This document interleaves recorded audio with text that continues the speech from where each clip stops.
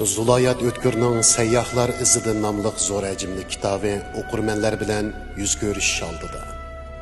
Şvetsiya bilen Jirak Şərq Türkistan otursida 19. əsrinin axırqı çarikidən başlap ilib verilgan az-kam yarım əsrlik medeniyet alaqaları ve bu jarayonda oturğa chiqqan tekshirish tadqiqot natijalari tunishtirilgan bu kitapta Sevin Hayden, Nils Amborg, Folk Brickman, Gustav Raket ve Günnar Yarın qatarlıq Şivit ekspedisiyaçıları ve her sahadaki tədqiqatçılarının Şərq Türkistan'ı qidirish, tekshirish jarayonida toplagan zo'r hajmli qimmatli materialları to'g'riliq tafsili uçur berildi.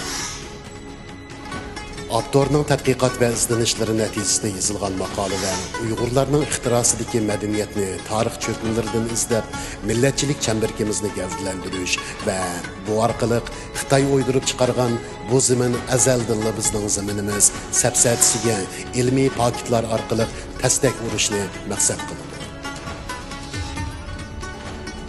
Bu kitap Shvetsiyada saqlanayotgan Uyg'ur madaniyat tarixiga doir yozma vasiqalar, hujjatlar, qo'lyozmalar, risolalar, etnografiyalik materiallar, shundaqla tariximizning bizga tehi to'liq ma'lum bo'lmagan izlarini tushunishda muhim material bo'lg'usidir.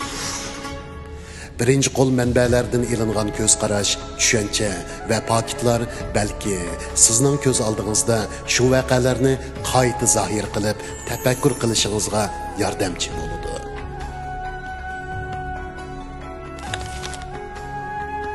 Töyüz parçadan artıq foto surat,